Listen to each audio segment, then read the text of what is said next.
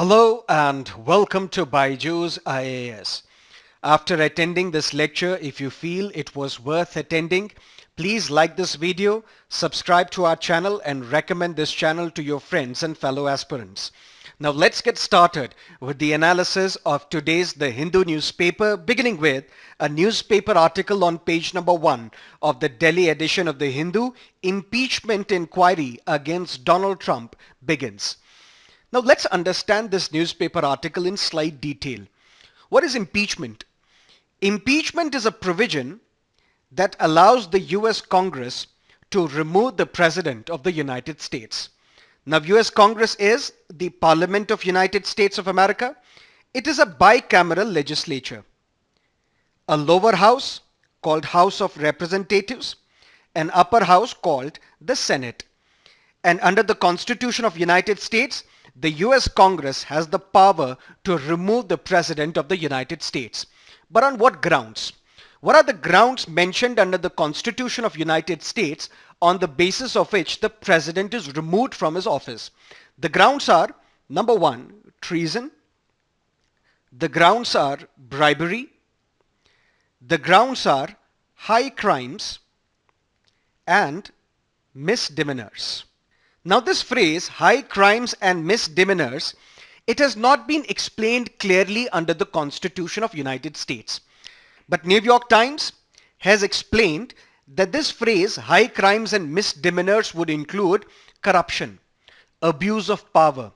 So if the president is accused of, and it is proven that he has abused his office or he has indulged in corruption, then this becomes a sufficient valid ground for the removal of the President of United States.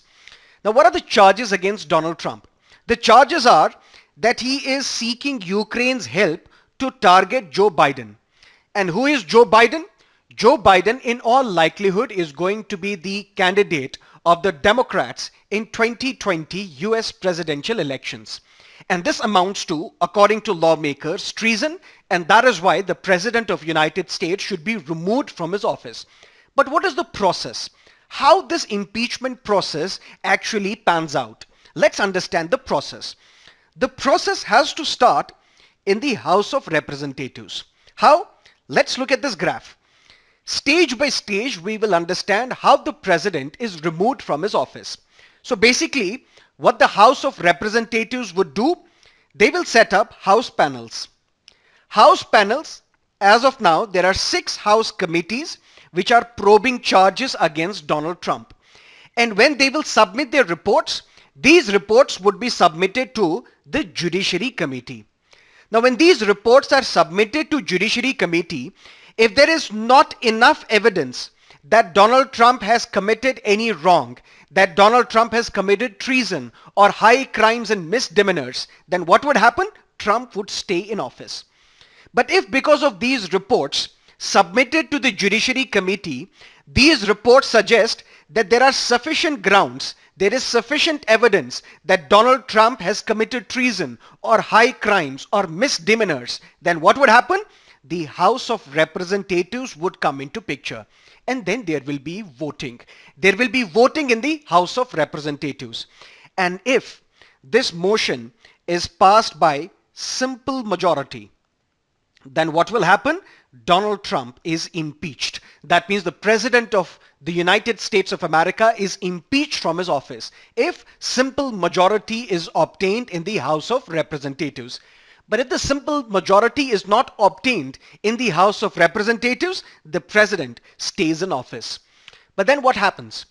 Once the President is impeached, then the Senate has the power, the authority under the Constitution to try all these impeachments. That means what will happen now? The Senate will hold a trial. And then the Senate will vote on this conviction. And this is where 2/3 majority is required, or a special majority is required. That means after the simple majority in House of Representatives, then the matter will be transferred to the Senate. There will be a trial in the Senate followed by a voting on this conviction. And if less than 2/3 vote to convict Donald Trump, he stays in office.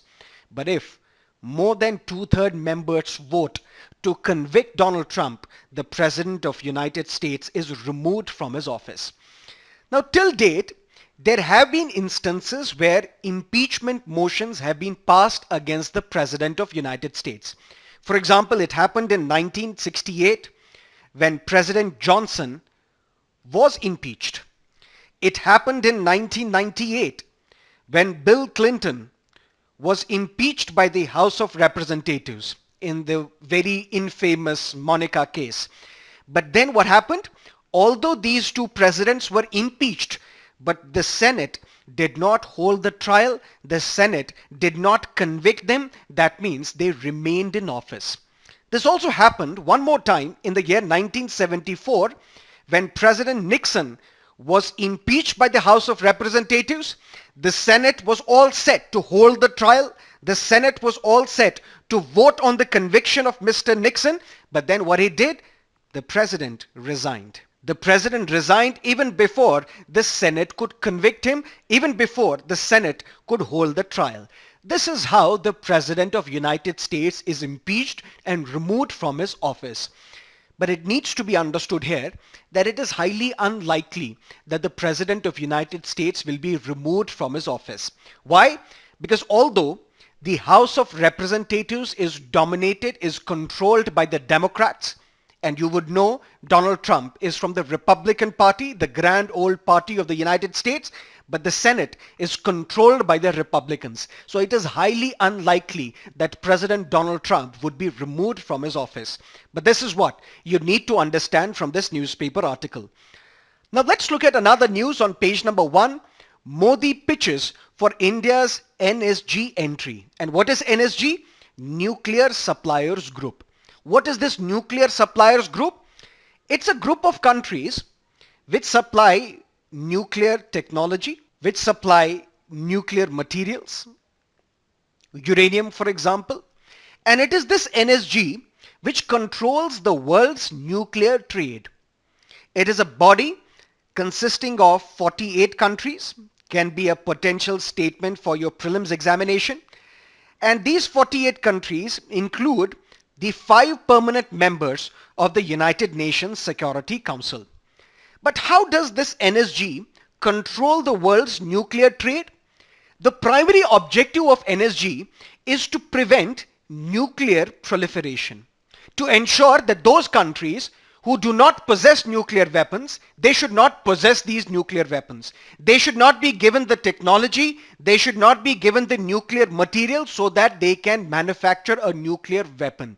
India is not a member of Nuclear Suppliers Group, primarily because China is objecting. There are some reports which say that China is objecting to the inclusion of India in this NSG on 2 grounds. Number 1, India is not a signatory to Nuclear Non-Proliferation Treaty. And number 2, what about China's all-weather friend Pakistan? China says since India is not a signatory to NPT, that is why it should not be given entry into the NSG. But it is important to understand that it is not conditional that you should have signed an NPT agreement and then you could be provided entry into NSG. No. That means it is not a condition that you should be a member of NPT for becoming a member of Nuclear Suppliers Group. But China is objecting on this ground that since India is not a member of NPT, has not signed or ratified this treaty, that is why it should be denied entry into NSG. And also on the ground that if we are allowing India to become a member of NSG, then Pakistan should also be allowed entry into the NSG. But why is it so important for India to be part of this NSG? Primarily because India wants to move away from a country which is a rule adhering country, and India wants to move into a group of rule making countries. That means as of now, India is outside of NSG, so it is adhering to the rules made by NSG. Now since because of India's economic growth, because of India's population, India wants a respectable place in the committee of the world nations. That is why India wants to jump from a rule-adhering nation into a rule-making nation. And by becoming part of NSG, India will have a significant say in determining how the nuclear trade in the world is carried out. That is why it is very important for India to be a part of NSG. And it is important to point out here that whether it is United States, France or Britain or other countries, they have pitched for the inclusion of India in NSG, but China's insistence and adamant position on this matter is what keeps India out of NSG. But let's look at a potential prelims based question on this issue. With reference to NSG, statement number 1, it was created after India's first nuclear test in 1974, correct? India is not a part of NSG and Missile Technology Control Regime MTCR. This statement is wrong because India is not a part of NSG, but India is a part of MTCR. So which of the above statements are incorrect? B only, because only the statement 2 is incorrect, statement 1 is correct. Now let's look at another newspaper article on page number 1, Higher Education Bill in Winter Session of Indian Parliament. There is a talk that we should have a single regulator for higher education in this country. UGC deals with universities. All India Council for Technical Education deals with technical education. Similarly, we have other regulatory bodies for legal courses, technical courses, architectural courses, so on and so forth. So the idea is we should have one common regulator for all the courses in the higher education except the medical courses. And for that, a bill is likely to be tabled in the winter session of the Indian Parliament. So once the bill is passed and it becomes a law, then we will have an elaborate discussion on this matter, including the arguments in favor and arguments against this particular piece of legislation. Now let's look at another news on page number 8. You might have heard of phrases such as judicial activism, judicial overreach, wherein the judiciary is encroaching into the domain of either executive or the legislature. That is what judicial overreach is all about. But here what we are witnessing a reverse of judicial activism. Here the Speaker of the Karnataka Legislative Assembly, who is part of the legislature, he is asking the judiciary that their judiciary, you lay down guidelines that all the speakers of the legislatures in this country should follow. That means this is a reverse case of judicial adventurism or judicial overreach. But what the Supreme Court has done, Supreme Court has refused this idea. Supreme Court has said that the Speaker is a constitutional authority and we would be encroaching into the domain of other constitutional authority if we were to decide, if we were to lay down the guidelines for speakers to follow. That is something that you need to understand from this newspaper article. Now let's look at another newspaper article on page number 9. New IPCC report warns of dire threat to oceans. Now for that, we already have a video lecture available on our YouTube channel. Please search IPCC Report BYJU'S IAS and there is an elaborate video lecture on IPCC Report, and that video lecture will help you understand this newspaper article. Now let's look at some of the editorials and columns from today's newspaper. First up, the real deal. There was a massive event at Houston, Howdy Modi. This event was attended by the President of United States of America as well. The beauty about the event was a Prime Minister of a developing country like India taking a lead, dominating an event where the leader of the world's most powerful army, the United States, was playing second fiddle. If we use the language of cricket, Prime Minister of India was scoring all the runs, while the President of United States was merely a batsman holding the other end. There was also a hope that there can be a trade deal between the two countries. A trade deal, if it was signed between India and United States, it would have benefited Donald Trump. It would have benefited Donald Trump more. Why? Because there is an election coming up in the United States in 2020. Also because of the fact that China has retaliated against United States. How? United States imposed tariffs on the goods of China with the hope or with the intention that China would succumb to the pressure, and then US and China would have a trade deal, and this trade deal would benefit the United States. But what China has done, it has retaliated against the United States by hiking tariffs on the US goods as well. So considering the fact that China and United States trade war is going on, a trade deal between India and United States would have benefited Donald Trump immensely.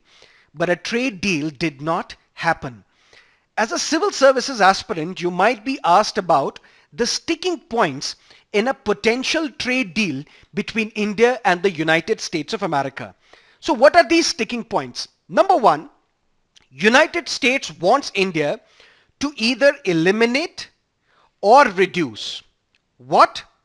The 20% duty that India imposes on mobile phones from United States, Ethernet switches from United States. This is one sticking point. US wants India to either eliminate or reduce this 20% duty. That's number one. That means basically the first sticking point is the duty imposed by India on the ICT products, information and communication technology products coming from the United States. Second, Government of India recently, also over a period of time, it has made medical devices such as stents, such as knee implants, affordable to the public. How? The prices of stents and knee implants have been fixed, the prices have been capped, and ultimately it is for the betterment of the Indian public, because these stents and knee implants are now becoming affordable to the common public. If greater access is provided to United States, that would mean the prices of these products will go up. This is another sticking point. That means United States wants favorable access so far as stents, knee implants is concerned. That's number two. Number three, India wants the restoration of generalized system of preferences. This GSP tag was revoked by Donald Trump in the year 2019, in June 2019. Under this GSP regime, Indian goods were given preferences in the US market. But then Donald Trump revoked this status, revoked this preference to India. This editorial suggests that although a free trade agreement between India and United States is nowhere in sight, because there is also a talk that India and United States might sign a free trade agreement with each other. The editorial says, although this free trade agreement is nowhere to be seen, but also what is happening, even a limited trade deal between India and United States is still some distance away. That is something that you need to understand from this newspaper article. There is another related column on the same issue on the next page of the Hindu newspaper. Here the writer argues that after the Houston event, after the Howdy Modi event, cracks are appearing in India-US relationship. What are these cracks? Number one, as we discussed, trade deal, even a limited trade deal did not materialize. Number two, what happened? After the Houston event, Donald Trump met Pakistani Prime Minister Imran Khan, and therein he again offered mediation. He would like to mediate on Kashmir, but this is something which is not acceptable to India. That's another crack in India-US relationship. Something else happened when Donald Trump and Imran Khan were interacting with the media, were interacting with the press. Donald Trump said earlier, Prime Minister Modi made some statements wherein Prime Minister Modi called Pakistan a hub of terrorism. And this phrase, hub of terrorism, Donald Trump says is a very aggressive statement. That means Donald Trump called the statements made by Prime Minister Modi at the Houston event as very dangerous or aggressive statement. Let me tell you something else. There are many people today who anticipate that tomorrow in 2020, when the US elections would be over, White House will be occupied by Bernie Sanders. That means there are people who anticipate that maybe Bernie Sanders can be the next president of United States. What about UK? After the slap on the face of Mr. Johnson by the UK Supreme Court, in all likelihood, there are people who anticipate that Labour Party, headed by Jeremy Corbyn, would become the Prime Minister of the United Kingdom. And both these gentlemen, Bernie Sanders as well as Jeremy Corbyn, they have raked up Kashmir issue. They have called for talks on Kashmir. They have called for mediation on Kashmir. They have called for international pressure on New Delhi so that Kashmir dispute is resolved. Also, yesterday, the Labour Party of United Kingdom passed a resolution urging its leader, Jeremy Corbyn, that you should put more pressure on India, more pressure on New Delhi. You should enter the Kashmir dispute so that it is resolved according to the wishes and the aspirations of the Kashmiri public. So to put it simply, Indian diplomacy will face tougher challenges in the days to come. That is what you need to understand from this newspaper article. Now let's look at another column, Brexit interrupted. And this is something that we have discussed in detail in yesterday's The Hindu newspaper analysis. So please go through that video lecture again if you have not understood this. Now let's look at another column, different peas in different pods. India was amongst the first country to support research in biotechnology sector. But even then, the biggest employer continues to be the IT industry. The writer here argues that we are making a mistake by looking at biotechnology sector only through a lens of employment generation. That means we should not be looking at this sector purely from the prism of whether it is generating enough jobs or not. Why? Let's briefly summarize the points made in this article. Number one, biotechnology can be used to solve some of the pressing problems of our time.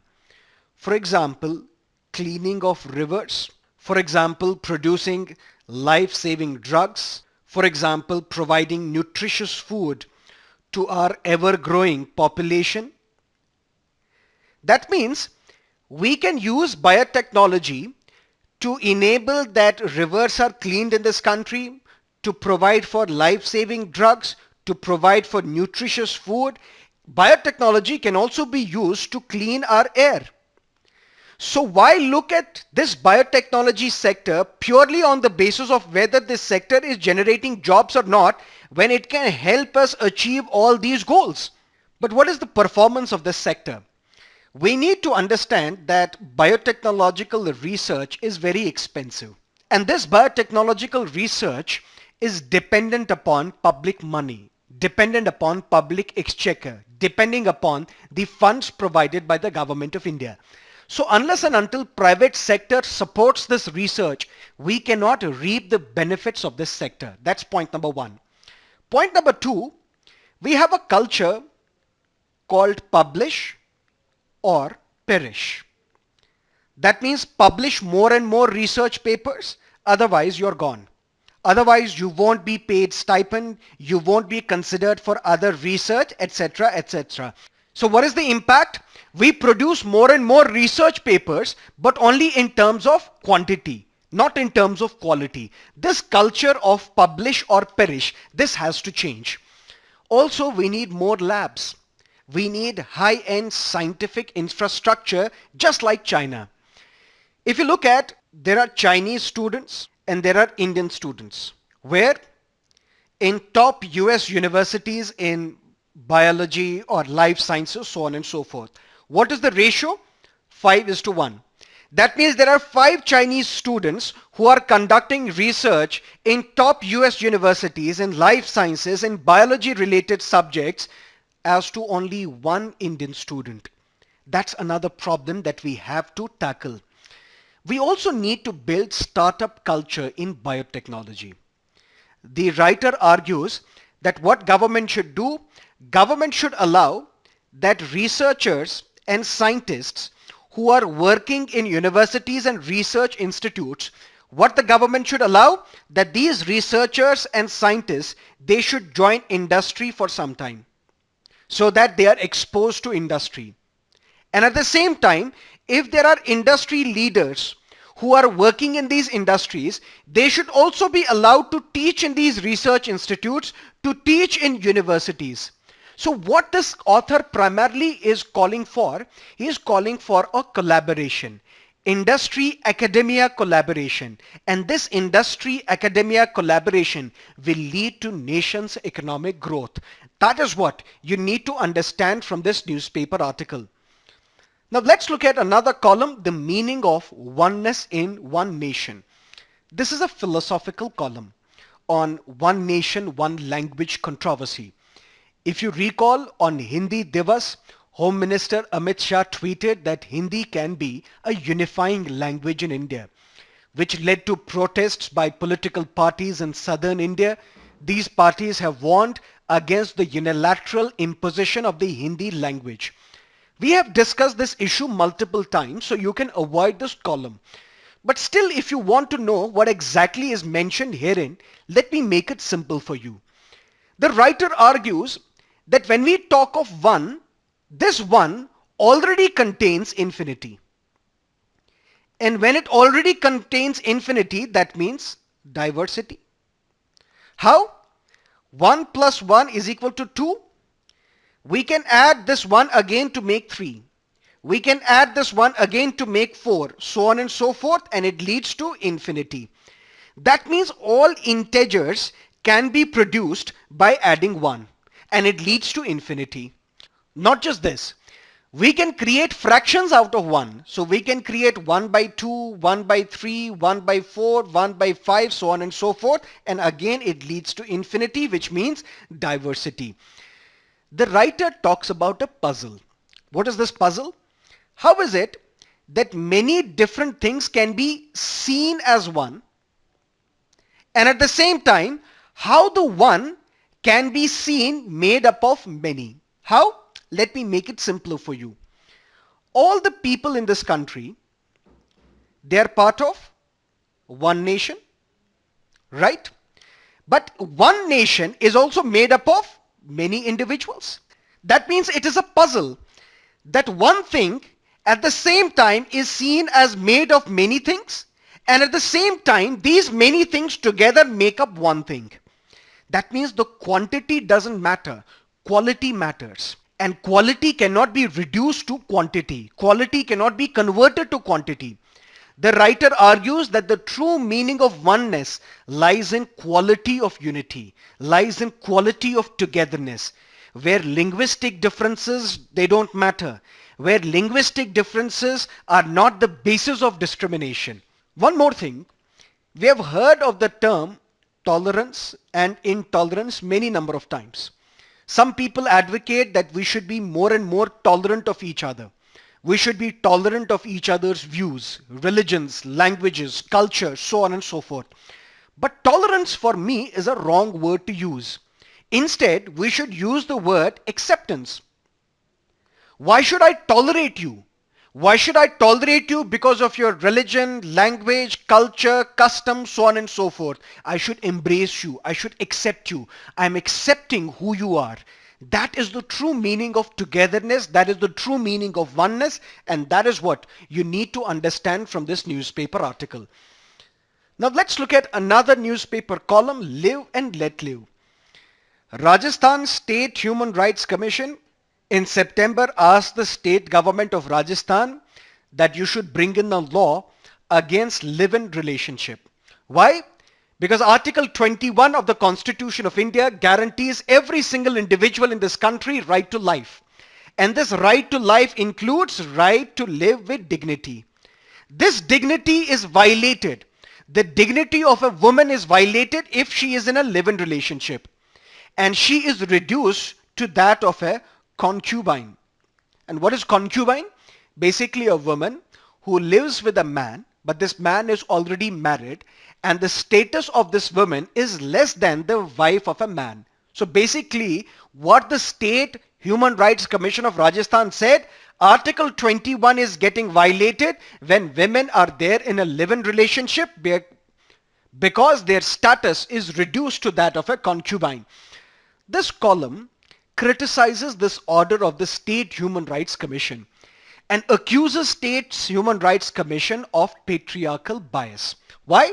Because there are two important judgments. Number one, in the very famous Hadia case, or what is called Shafin Jahan versus Ashokan 2018, Supreme Court said right to marry is integral part of Article 21 of the Constitution of India. That's number one. Number two, in Naute Johar versus Union of India, wherein the Supreme Court decriminalized homosexuality. Supreme Court said homosexuality is not a crime. Supreme Court said your right to choose your partner, your right to choose your dress, what you eat, how you dress, whom you make love with, that is none of the business of the state. That means the state does not have the power to enter the bedroom of an individual. That's the privacy. That's the right to privacy provided by the Constitution of India under Article 21 of the Constitution of India. The writer argues that it is not for women's dignity that the commission is asking for a law, but commission wants to curb the sexual freedom of women outside marriage. So it is patriarchy at work, not concern for women. The commission's order is also criticized on the grounds that this order creates a binary of women. Good women, bad women. Who is a good woman? Those who marry. Who is a bad woman? Those who try to create a society beyond the barriers of marriage. And this column also raises one potential question, significant question. Why should marriage be the only relationship through which women sexually associate with men? One more thing, State Human Rights Commission also demanded that governments run campaign or awareness campaign against live-in relationship. The writer argues that the money that the governments would spend on these campaigns should instead be spent on campaigns to sensitize our judges, should be spent on the campaigns so that our judiciary is removed of the patriarchal mindset, of the patriarchal bias. That is what you need to understand from this newspaper article. Now let's look at some of the prelims and mains based question. Number one, which of the following statements regarding Gandhi Peace Garden is or are correct? The garden is situated at the United Nations headquarters in Washington, D.C. No.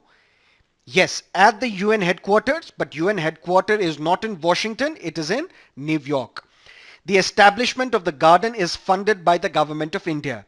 No, it is crowd-funded.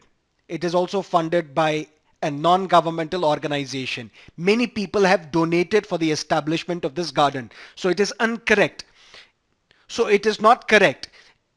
So this statement is not correct. This is the first such garden in the name of Mahatma Gandhi outside India. This statement is also incorrect. Which of the above statements are correct? None. None of these statements are correct. Because there are more than 10 monuments in the name of Mahatma Gandhi outside the country. If you look at, there is a garden called Jardin de Gandhi in Barcelona, Spain. It was inaugurated in the year 2000. If we translate it in English, it is Gandhi Gardens. There is a bronze statue of Mahatma Gandhi at this garden. So this statement is incorrect. Now let's understand the context. Prime Minister inaugurated solar park as well as a peace garden at the United Nations headquarters in New York. Which of the following awards is widely known as Alternative Nobel? A. Right Livelihood Award. What is the context? Greta Thunberg, the 16-year-old climate activist from Sweden, she bagged the Alternative Nobel. She was named as the winner of Right Livelihood Award. But let me tell you something else here. The climate activist is suffering from Asperger's syndrome, or simply Asperger's. What is this syndrome? It is basically a developmental disorder, and an individual suffering from Asperger's he faces difficulty in interacting with others, particularly when the interaction is non-verbal. That means since it is a developmental disorder, an individual who is facing this syndrome, he faces a difficulty in interacting with others, in social interaction, particularly when the interaction is non-verbal. But what is the exact cause of Asperger's? Unknown. However, there is some agreement that Asperger's is also largely inherited. But the exact cause of Asperger's is unknown. That is what you need to understand from this newspaper article. Let's look at a map-based question. Consider the following statements. It is an Arab country which is not part of Gulf Cooperation Council. It is bordered by Saudi Arabia to the north, the Red Sea to the west, the Gulf of Aden to the south, and the Arabian Sea to the east. Number 3, Operation Rahat was undertaken by Indian armed forces to evacuate Indian citizens and other foreign nationals from this country. Which country are we referring to? Yemen. If we look at the explanation, this is Yemen. To the north, Saudi Arabia. To the west, there is Red Sea. To the south, Gulf of Aden. And to the east, we see Oman. We see Arabian Sea as well. Let's look at a previous year's prelims based question, 2019. Consider the following statements about particularly vulnerable tribal groups. PVTGs reside in 18 states and 1 union territory, correct? A stagnant or declining population is one of the criteria for determining PVTG status, correct? There are 95 PVTGs officially notified in the country so far. No, the number is 75. Irulad and Konda Reddy tribes are included in the list of PVTGs. This statement is also correct. So which of the above statements are correct? 1, 2, 4. C is the correct answer. What is the criteria? This is the criteria followed for the determination of PVTGs. A pre-agricultural level of technology, a stagnant or declining population, extremely low literacy, and a subsistence level of economy. Let's look at a mains-based question. One nation, one language goes against the constitutional philosophy of unity in diversity. Critically analyze. That is it from our newspaper analysis for today. Thank you for being with us. Have a great day.